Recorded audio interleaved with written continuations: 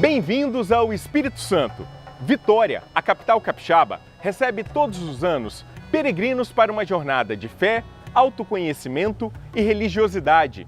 Juntos, refazem o caminho das 19 léguas, por onde passou um homem santo, São José de Anchieta.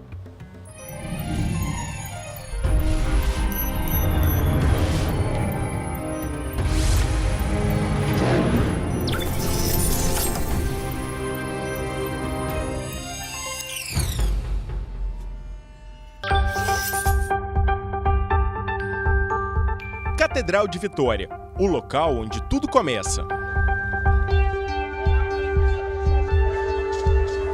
Aqui encontramos gente de várias partes do país. Sou de Sete Lagoas, Minas Gerais. É a minha primeira vez aqui no Paço de Anchieta. Nossa, estou muito feliz. Brasília, Distrito Federal. Peregrinos com os mais variados motivos para refazer os Passos Santos. Que trouxe você até aqui? Então, meus limites, meu marido me ajudou, mas os meus limites mesmo, e eu ouvi falar muito, fiquei emocionada, livro de história, foi tudo isso. É uma viagem para dentro de si, é um momento muito especial, é a oportunidade de você conhecer pessoas, de você praticar solidariedade. Paço de Anchieta eu conheci através de uma amiga que faz parte do grupo de caminhada e nos convidou para estar aqui nessa trilha, essa caminhada de fé. Tudo tem início aqui na porta da catedral. Não é apenas um lugar de concentração, um ponto de encontro, mas também é o ponto de onde eles são enviados e recebem uma bênção especial, caracterizando assim esta caminhada não como uma caminhada qualquer, mas uma caminhada que quer elevar essas pessoas a Deus, ao conhecimento e à abertura de Deus e, obviamente, ao conhecimento de si mesmas. É uma caminhada que provoca uma mudança muito grande. Essa multidão se prepara para enfrentar 100 quilômetros de caminhada em 4 dias, entre Vitória e Anchieta, no litoral sul do Espírito Santo. Caminho percorrido durante muitos anos pelo jesuíta Padre José de Anchieta. Anchieta nasceu em 19 de março de 1534. Recebeu o nome de José porque 19 de março a Igreja Católica celebra o dia, a memória de São José. Anchieta nasceu em Tenerife, nas Ilhas Canárias. Com 14 anos, ele foi enviado pelos pais a Coimbra, estudou, onde ele começou a ter contato com os primeiros jesuítas, começou a se admirar com os escritos, que é uma característica dos jesuítas, escrever, relatar o que está acontecendo, o que eles estão fazendo em cada das suas missões, e ingressou na Companhia de Jesus. O Anchieta ele tinha uma doença, uma tuberculose óssea, e essa doença estava aqui agravando em Portugal. Então, o que os jesuítas fizeram? Vamos mandar, que era uma tradição na época, cuidar da doença num clima típico ou muito semelhante daquilo que você nasceu. Então, vamos enviar o Anchieta para o Brasil. Aí, Anchieta chega no Brasil em 1553, na Bahia. De lá, o Anchieta sempre se dedicou muito a estudo, ele foi muito estudioso e interessado e começou a aprender a língua dos indígenas, e nisso ele foi sendo enviado. Vai para o sul, até a região de hoje São Paulo, Rio de Janeiro, Espírito Santo, e sempre esteve nesse trajeto, Bahia, Espírito Santo, Rio de Janeiro e São Paulo.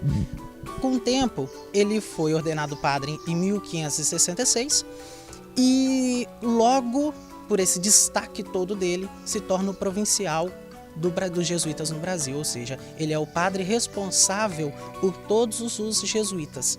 Então ele teve que fazer visitações em cada missão dos jesuítas no Brasil.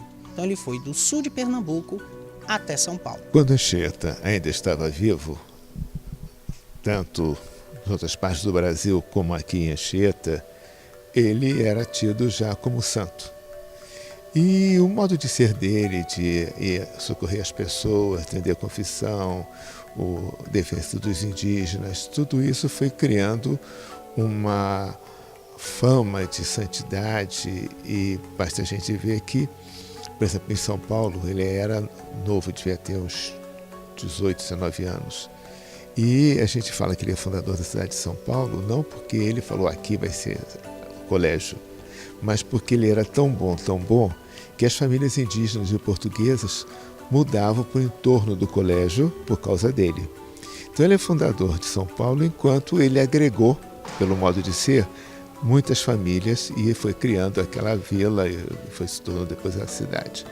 Aqui também, quando os índios se relacionavam com ele, era no nível de que é alguém que leva a Deus. São José de Anchieta teve conexão direta com o estado do Espírito Santo por 32 anos, vindo a falecer aqui na aldeia de Heritiba, hoje município de Anchieta, em 1597. Ele chegou aqui no estado para se fixar aqui como superior da ordem em 1584. Os jesuítas, se tratando de Espírito Santo, os jesuítas foram os grandes responsáveis pela dinamização da ocupação social e econômica portuguesa aqui. No tempo que eles ficaram aqui, eles comandaram a vida política e a vida econômica e social e cultural aqui no estado do Espírito Santo. Anchieta foi beatificado em 1980 pelo Papa João Paulo II e canonizado em 2014 pelo Papa Francisco.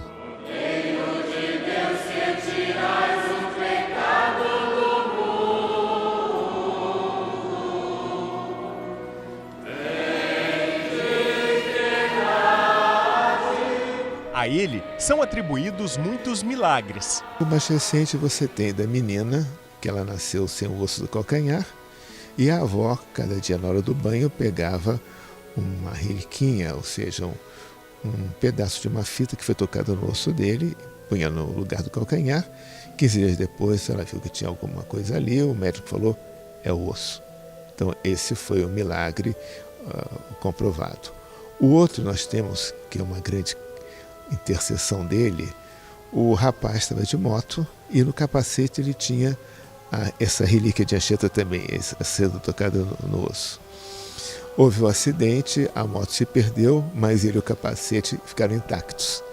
Então nós temos muito mais, entendeu? Mas esses são os mais, assim, mais recentes e mais, assim, chamativos. E a fé é o que atrai tantos peregrinos ao Espírito Santo.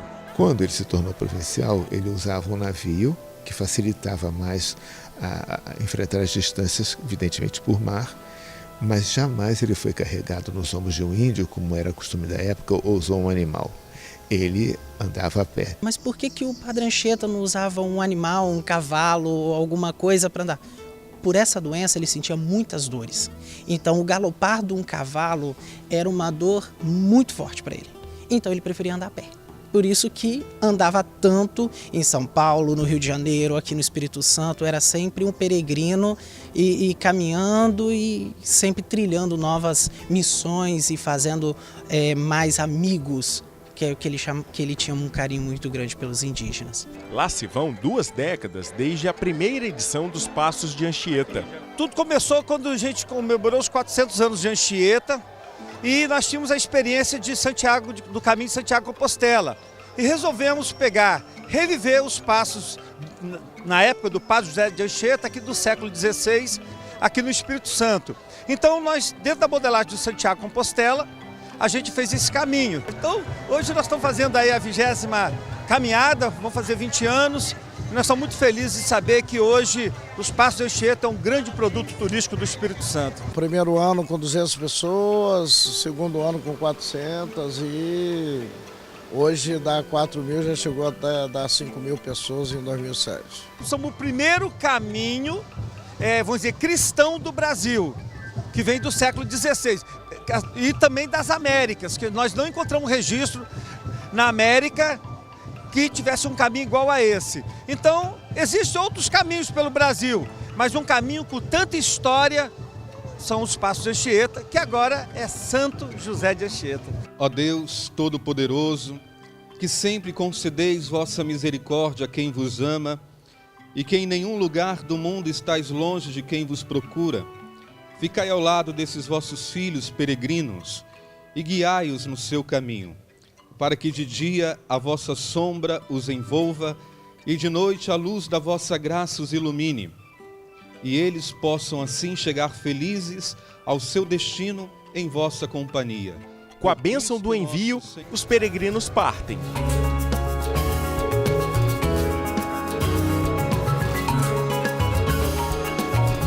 E não demora para eles se depararem com o Palácio Anchieta, antigo Colégio Santiago, onde São José deu aula. O palácio, que antes era um colégio e uma igreja, foi construído pelos jesuítas, pela ordem jesuítica. Anchieta, no tempo que esteve aqui, auxiliou na construção dessa obra, deu importância, era a sede da ordem aqui, e o corpo dele foi enterrado lá, no final do século XVI. O corpo foi trazido pelos indígenas lá de Heritiba, atual Anchieta, aqui para Vitória, cerca de 100 quilômetros, e foi enterrado lá. Os restos mortais dele ficaram lá até meados do século XVII. O túmulo simbólico de Anchieta está lá, e no processo de restauração feito no final da primeira década desse século, você vai ver as fundações, vai ver uma lápide que foi colocada lá na virada do século XIX para o século XX, tem lá uma relíquia, que é um fragmento do fêmur do santo, que foi doada pela ordem aqui ao governo do estado. Enfim, é uma visita que vale a pena. Toda essa história está registrada num livro. Foi um trabalho de intensa pesquisa, a gente fez algumas entrevistas com historiadores, buscamos muito documentação e já alguns livros produzidos sobre a história do Espírito Santo e sobre a passagem dos jesuítas pelo Brasil, nessa primeira etapa entre 1551 e 1759, quando eles foram expulsos das colônias portuguesas. Aos poucos, as ruas da capital capixaba são tomadas pela multidão.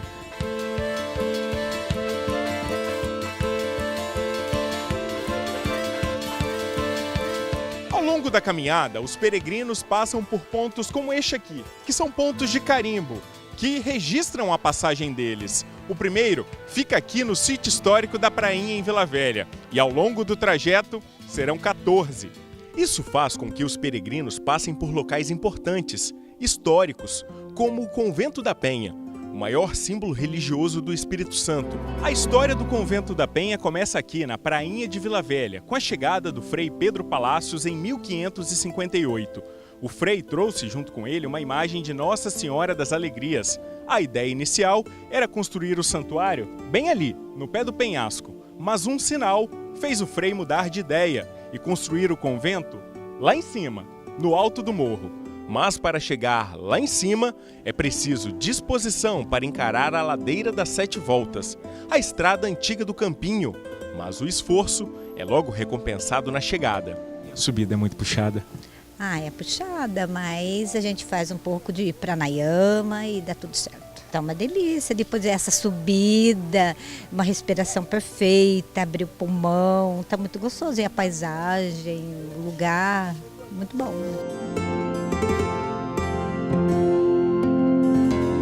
Mas tudo que é bom dura pouco. É hora de seguir viagem. Afinal, tem muito chão pela frente.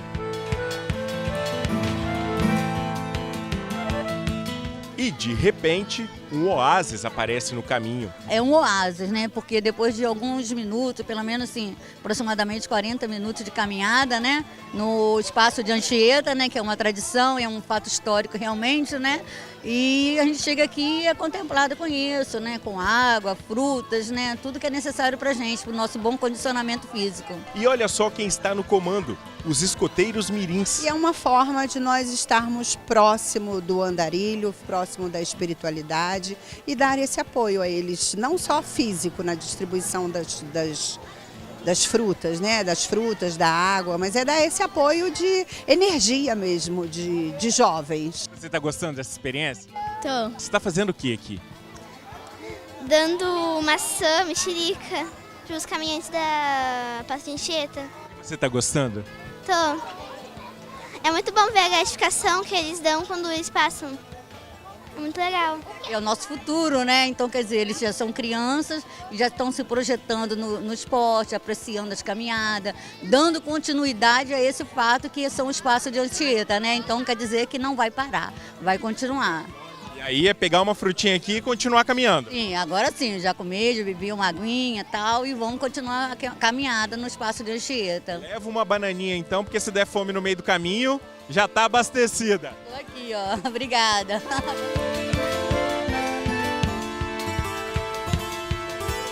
Aos poucos, a paisagem ao longo do trajeto vai mudando. A cidade fica para trás. Agora só praia, só mais selvagem, né?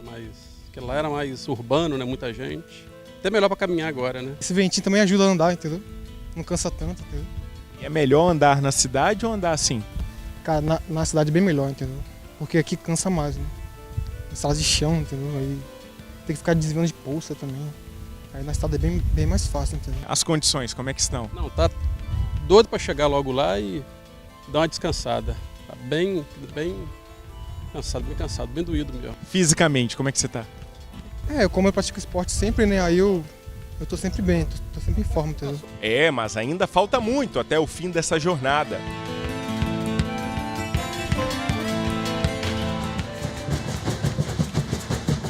O som dos tambores e da casaca indica que estamos nos aproximando da Barra do Jucu. É o Congo, uma manifestação cultural típica do Espírito Santo. E a Barra é a casa do Congo em Vila Velha.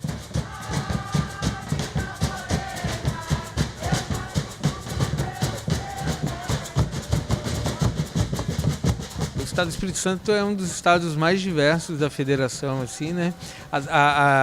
E aqui se encontram várias expressões da diversidade cultural do Brasil, assim, né? O Congo é uma das formas de expressão dessa diversidade cultural, assim, né? E se expressa tanto no modo, né, do que a gente chama de saberes tradicionais, assim, né, que estão vinculados ao ofício, né, de fazer a casaca, o tambor, a indumentária e tal, e as formas de expressão, né, como canto, a música, a dança. O Congo é o primeiro bem, né, de natureza imaterial registrado pelo Conselho Estadual de Cultura. E o local, Barra do Jucu, é um lugar muito especial. Assim. E é nesse clima de festa que os peregrinos de Anchieta são recebidos. Aqui eles passam a noite, em hotéis, pousadas ou na casa dos moradores. Tem muito a ver com a nossa história e com a caminhada de Anchieta, com os passos de Anchieta. Para mim, isso aí é a trilha sonora dos passos de Anchieta. No próximo bloco, os peregrinos enfrentam o maior desafio da caminhada: 20 quilômetros pela areia da praia.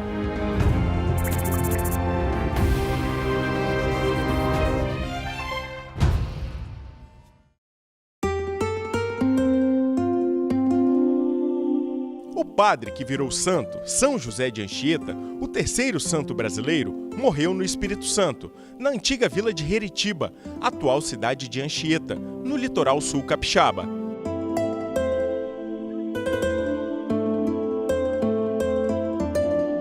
A vida do jesuíta foi retratada no cinema, Anchieta José do Brasil, filme de 1977, dirigido por Paulo César Saraceni. Coube ao ator Neila Torraca interpretar o papel principal. Eu acho o filme maravilhoso, porque é uma coisa... É um exercício muito grande você tentar fazer um épico e contar a história desse homem, né, que vem para o Brasil, o jesuíta.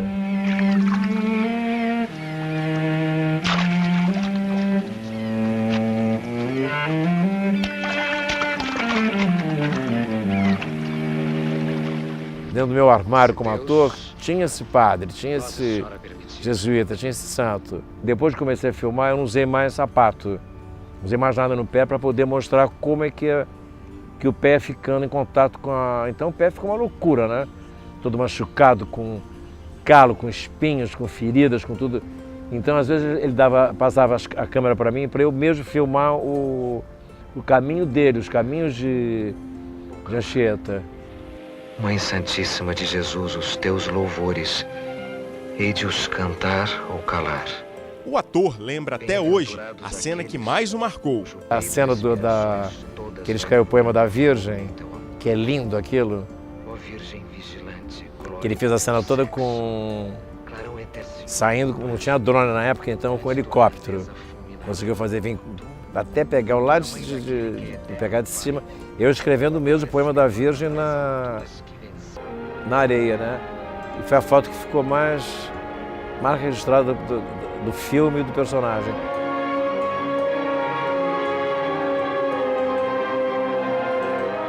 Pouca gente sabe, mas o filme ajudou no processo de beatificação de São José de Anchieta. Quando a gente viajou em 79, que o filme foi escolhido para representar o Brasil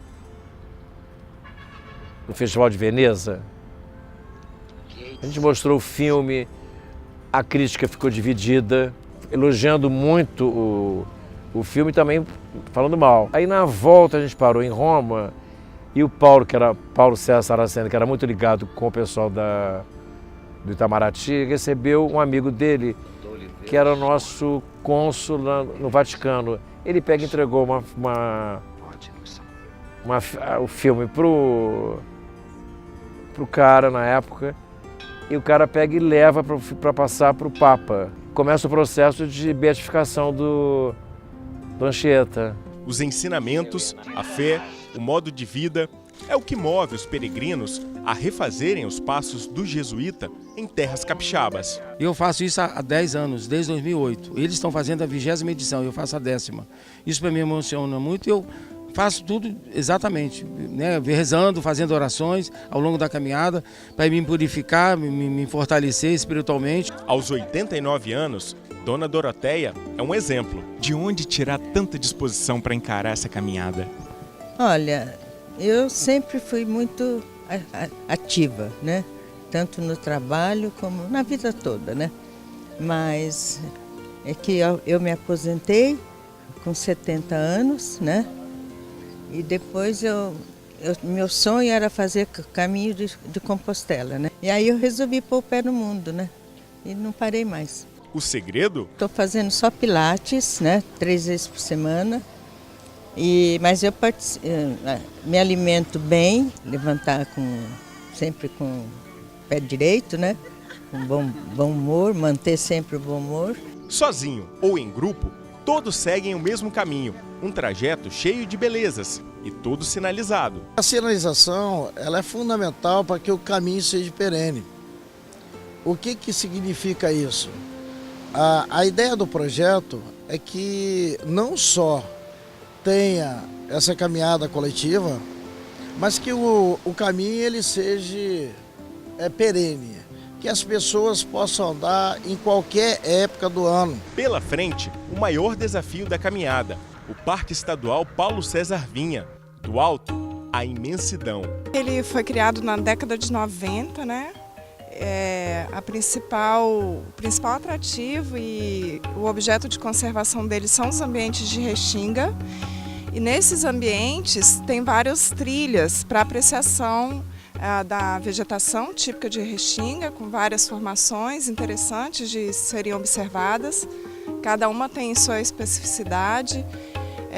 As trilhas levam também para a Lagoa de Caraís, também conhecida como a Lagoa de Coca-Cola, também muito conhecida e apreciada para o banho.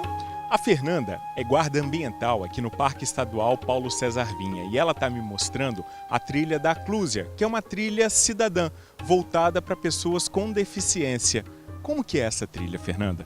A trilha da Clúzia, ela é a principal trilha utilizada nesse projeto, porque aqui nós temos uma trilha sensitiva que a gente chama, né?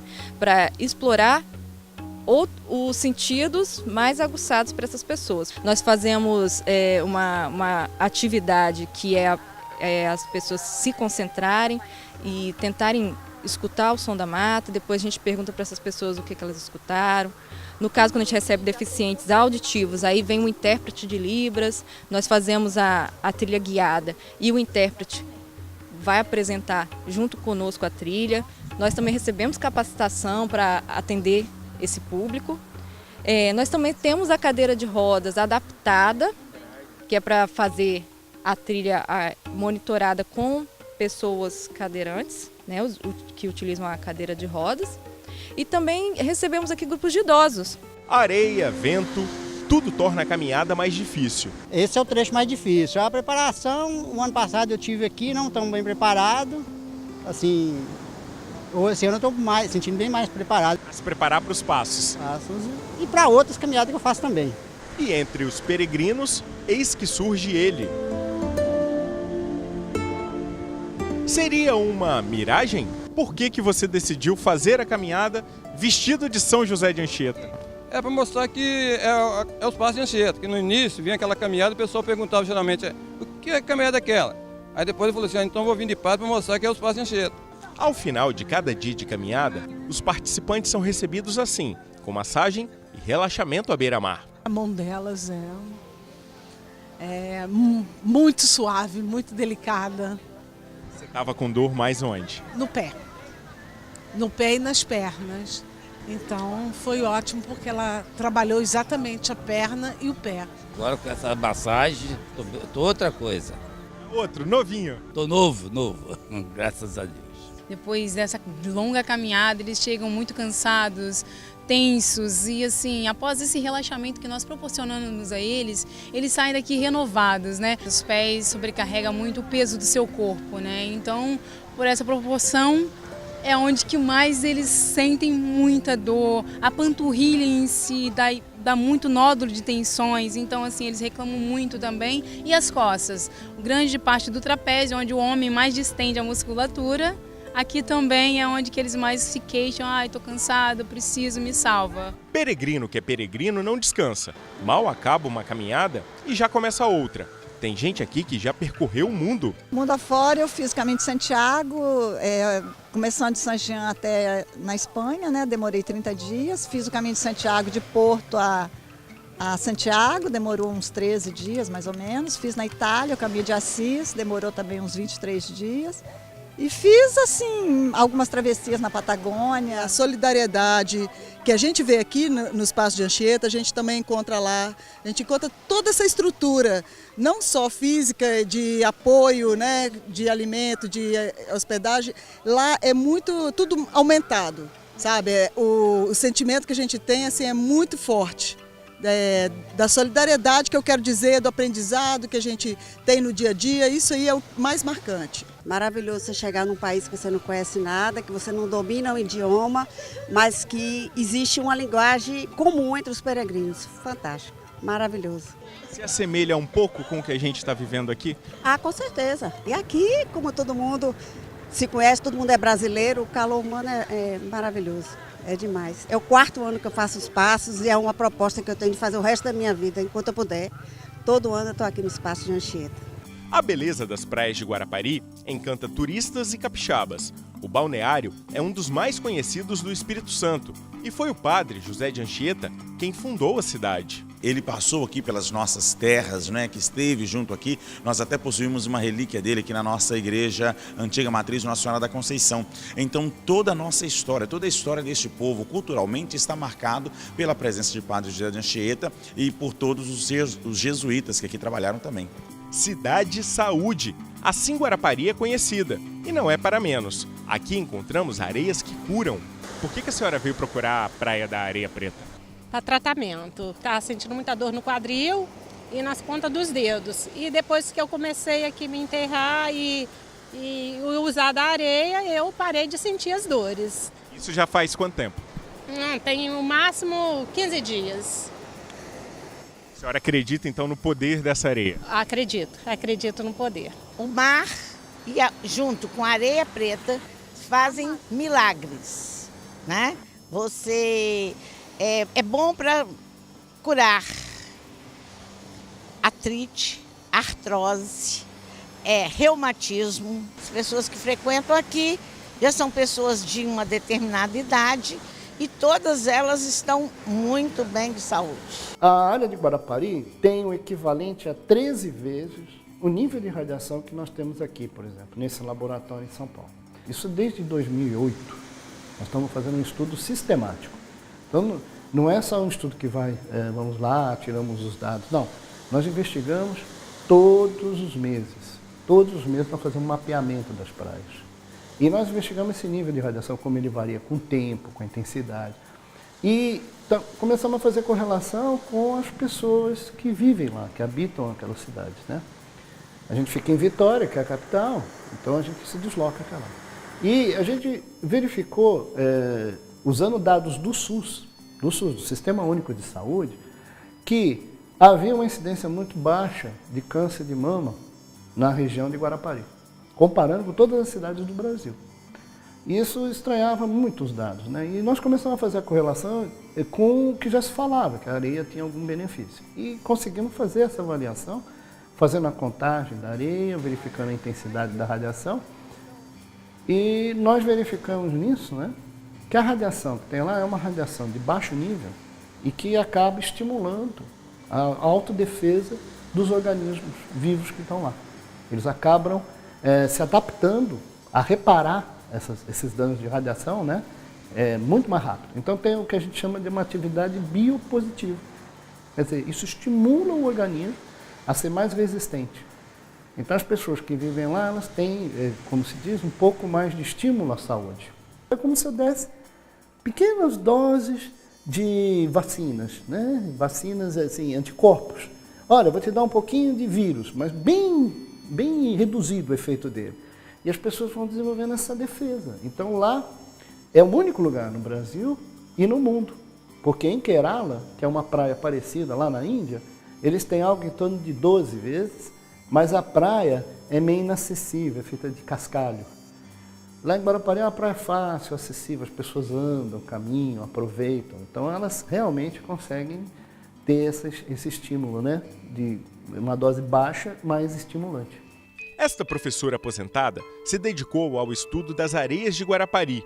Valiosa, despertou a cobiça de estrangeiros. Como é que foi descoberta essas areias monazíticas? Olha, isso aconteceu em 1884-85, quando um comandante de um veleiro que tinha como diretor um americano chamado John Gordon, olhou e viu uma areia amarela, cor de ouro velho, que brilhava muito em Prado e Caravelas, no litoral da Bahia. Ele pegou, colheu um pouco dessas amostras e mandou para o diretor da empresa, o John Gordon. E John Gordon, como bom americano, mandou para um geólogo no Rio de Janeiro chamado Herville Derby.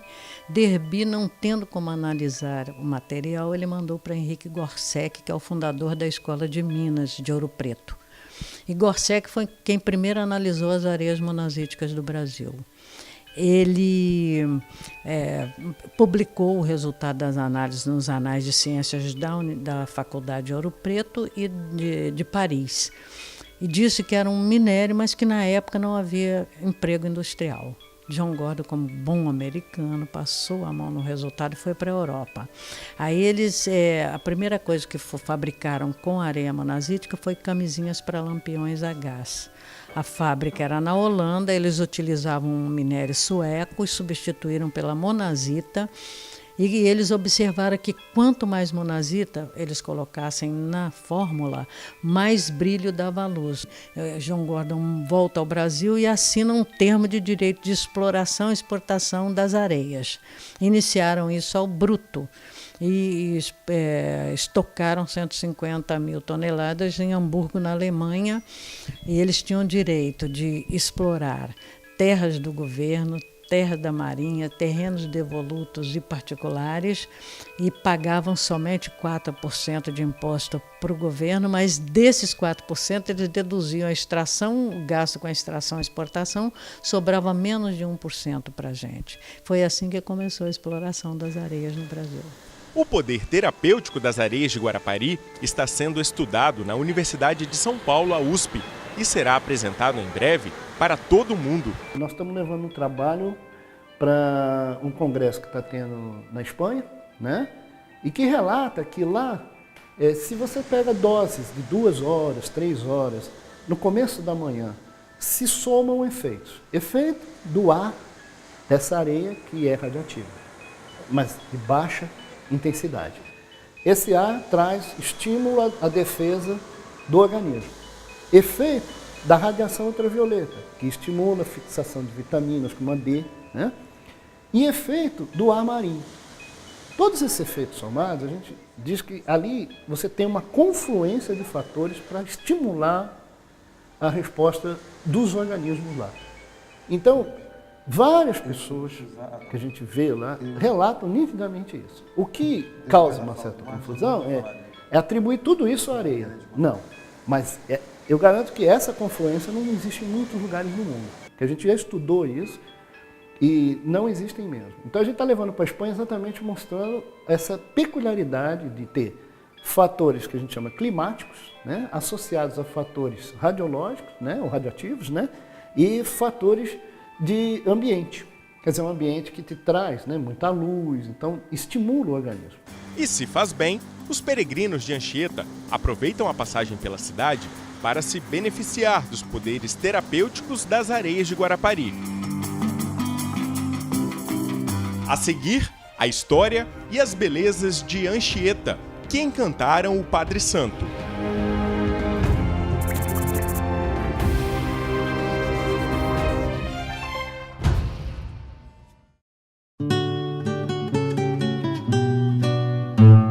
Heritiba, nome dado à aldeia fundada pelo padre José de Anchieta em 1561 para catequizar os índios da região.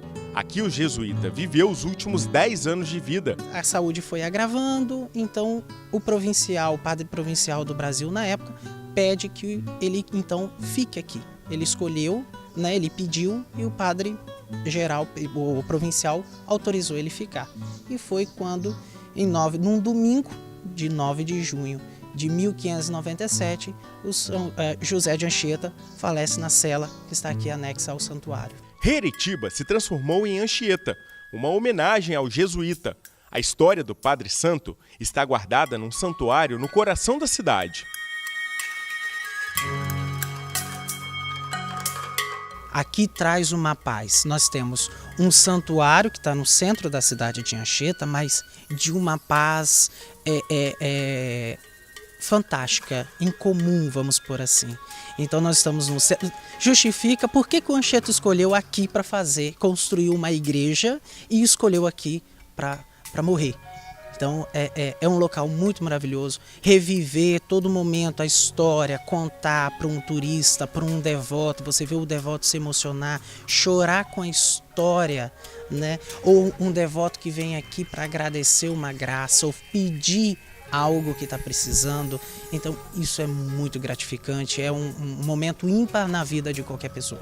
Quem visita o santuário pode conhecer a cela, o quarto onde viveu São José de Anchieta. Fica no segundo andar do prédio, é um espaço pequeno e aqui São José passou os últimos dias de vida até a morte. E este local foi escolhido também para guardar uma relíquia do santo, um pedaço da tíbia, o osso da perna de São José de Anchieta. Um museu também guarda objetos usados por São José de Anchieta durante a passagem pela região. Difícil visitar e não se emocionar. E aqui no museu tem uma peça em especial que chama a atenção, né? Nós temos um crucificado, um Cristo crucificado em terracota, que ele é datado do século XVI e muito provável que o próprio São José de Anchieta tenha usado essa imagem na catequização dos indígenas, numa missa. Nós tivemos uma reforma entre os anos de 1994 a 1997 e essa peça foi descoberta numa escavação, ela estava enterrada junto com um padre que foi sepultado abaixo do altar. Então essa peça estava enterrada junto com esse padre. Então nas escavações a arqueóloga achou essa peça e foi estudada, foi feita uma pequena restauração nela, né, porque como é terracota ela é muito delicada e hoje ela é uma peça que faz parte do nosso acervo. Aqui ele escreveu os seus últimos trabalhos de literatura, suas últimas cartas e aqui ele morreu. Então é a sensação de que você está chegando exatamente nesse lugar sagrado.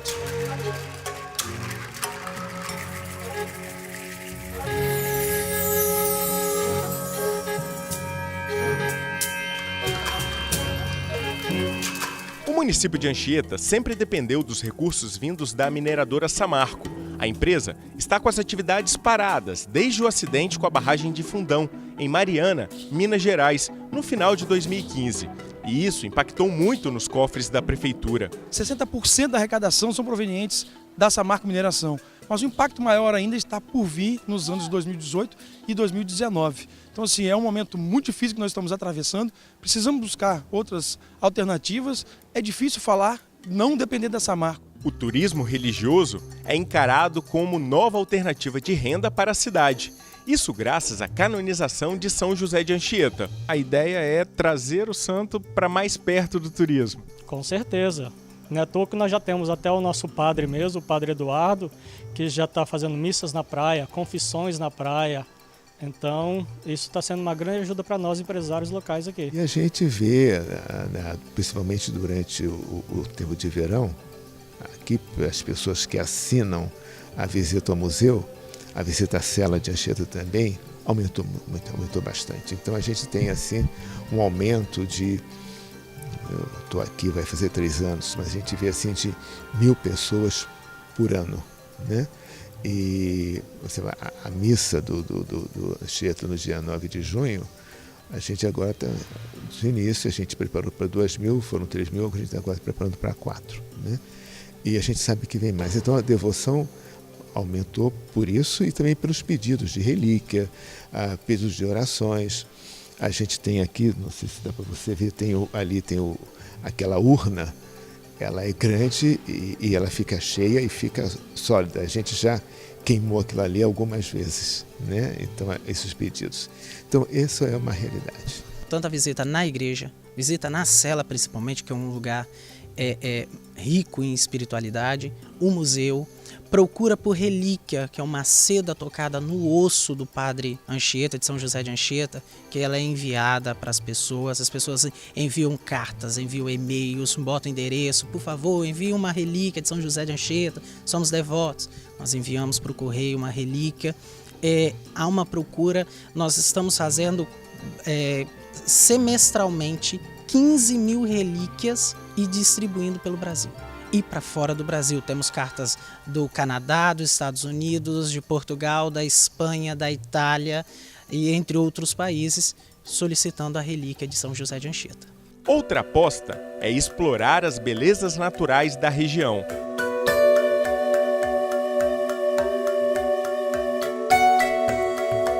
Com esse belo litoral, como não tirar proveito disso?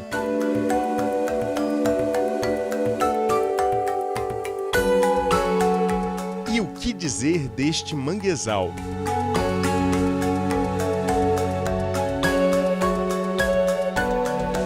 Pegamos um barco, subimos o rio Benevente, como fez muitas vezes o padre Anchieta. A paisagem é deslumbrante.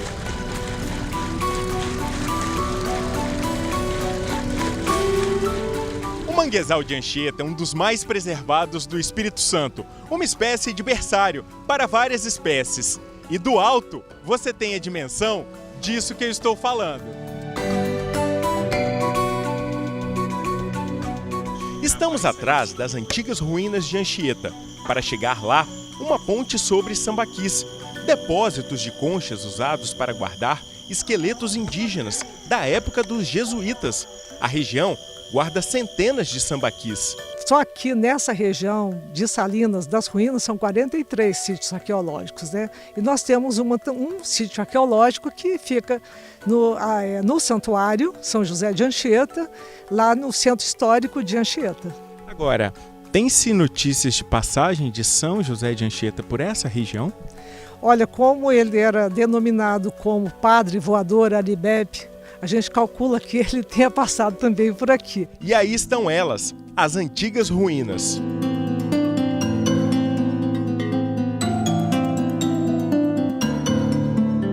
A história diz que essas ruínas elas poderiam ser salinas por causa do sal, né? Os indígenas eles colhiam o sal no mar e vinham subir o rio Salinas, que tem o mesmo nome, e vinham guardar aqui em armazéns, nesse armazém. Nesse armazém, que seria essa ruína, poderia ser uma igreja também jesuítica, porque tem um cemitério indígena aqui ao lado e sítios arqueológicos datados de entre 1500 e 1600, com descoberta em 1700, né, com as expedições pelo rio. Então esse sal, que era considerado na época uma moeda, Então, se calcula, os antropólogos e arqueólogos, eles acham que por isso era um armazém com salinas, com sal.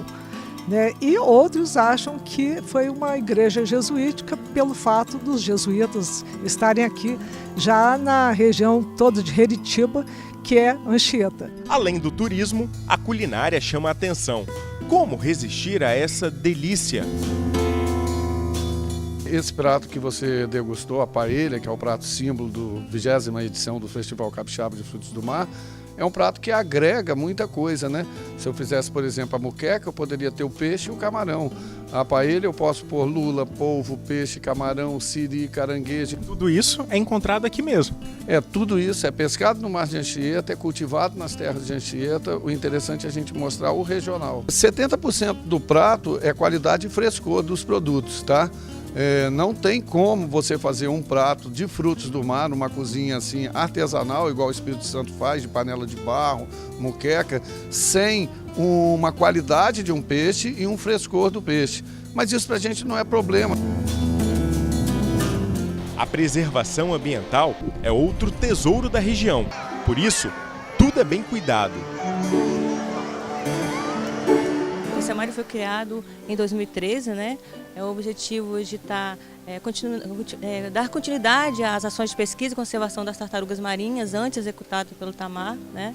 Então a gente faz um trabalho de monitoramento de praia para registro das desovas, né, durante o período reprodutivo. Além das desovas, a gente também monitora os encalhes de tartarugas marinhas que encalham vivas ou mortas na praia, né? As tartarugas desovam somente em áreas muito bem preservadas. Então aqui é um bom sinal. Sim, aqui a região da Guanabara, o bairro todo está dentro de uma unidade de conservação, que é a APA de Tartarugas, né? Uma área de proteção ambiental. Aqui a gente concentra uma maior porção de desova da tartaruga cabeçuda na região de Anchieta, por ter essa área mais conservada, menos iluminação. Por isso elas preferem essa região. Nós tivemos nascimento de 14 mil filhotes, todos da espécie tartaruga cabeçuda, né? A única desovar aqui na região. Somente esse ano, esse número? Esse ano. Só que cada 1000 que nascem, 1 ou 2 chega à fase adulta. O Santuário Nacional de Anchieta é o ponto final da peregrinação. Mas para chegar até lá é preciso fé e determinação. Mas nem todos conseguem completar o trajeto. Foi bem sofrível, né, a caminhada. Foi difícil demais, mas foi gratificante pelo ponto de vista assim, que eu nunca tinha feito uma caminhada. Não tão longa como essa, o máximo era 30 quilômetros, mas 100 quilômetros em 4 dias. Estourei meus pés todos, bolha para tudo quanto é lado, unha arrebentada, bolha no meio do pé, tornozelo inchado. Eu tô pensando em parar por aqui porque eu acho que os outros 15 não dá para ir mais não. Por isso, os paramédicos estão sempre a postos. Que tipo de atendimento vocês costumam fazer aqui durante os passos de Anchieta? Muito dreno, dá muita bolha, avaliações de sinais vitais contínuas, e até mesmo na questão da avaliação da terceira idade, que é um número altíssimo que participa do espaço de Anchieta. Então a gente vem avaliando esse paciente desde a catedral até a chegada de Anchieta. Então dá muito curativo, muita compressa, muita bandagem. Completar a jornada é uma vitória. A consagração. É sempre recompensador. Esse é o 16º ano que eu faço. Eu trago sempre o grupo do Rio de Janeiro, né? E esse ano eu resolvi só vir agradecer, né? Então Anchieta traz a gente. Hoje eu trouxe ele para deixar aqui na catedral. E esse estandarte é uma representação do Rio de Janeiro, o Cristo, o caminho que a gente faz, é um rosário, né? Passa e retorna ao Rio todo dia, todo ano. Então eu pretendo sempre voltar para agradecer, nunca pedir. Como foi encarar essa jornada de 4 dias pelos passos de Anchieta? Foi maravilhosa, já é a segunda vez. Ano passado nós viemos em 7 pessoas de Aracruz, esse ano nós conseguimos trazer 28. Então é muita alegria, muita fé e muita determinação. É o momento de você pensar, o profeta passou por aqui, o que ele rezava e o que nós vamos rezar agora, o que ele pedia e o que nós precisamos de pedir hoje. Então espiritual é isso aí, pessoal é realização, é o seu limite. Eu vou conseguir, entendeu? Eu tenho que conseguir e eu tenho que ajudar meus colegas também para conseguir.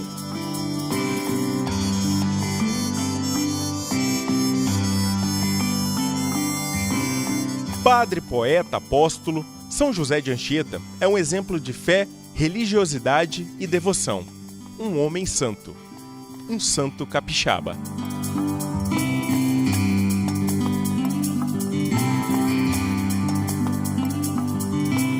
Foi um grande catequista, não é? Ou seja, foi alguém que se preocupou de se enculturar assim em uma outra região com outras pessoas e que conseguiu traduzir a fé para que as pessoas pudessem abraçá-la e viver e entender aquilo que que para nós era tão importante. Então ele é um modelo de evangelizador, assim, de um processo de catequização, de enculturação entre os povos. É para nós ainda hoje, assim, como alguém que nos ensina a transmitir melhor a palavra de Deus.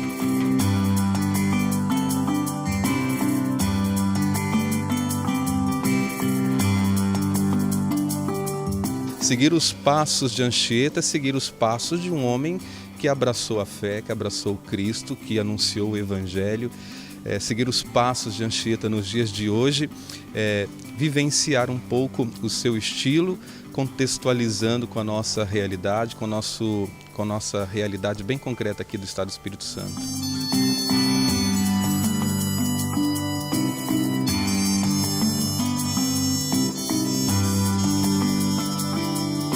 Hoje nós temos, o Brasil tem 2 padroeiros, Nossa Senhora Aparecida e São José de Anchieta. É um reconhecimento por todo o trabalho que ele fez para o nosso país.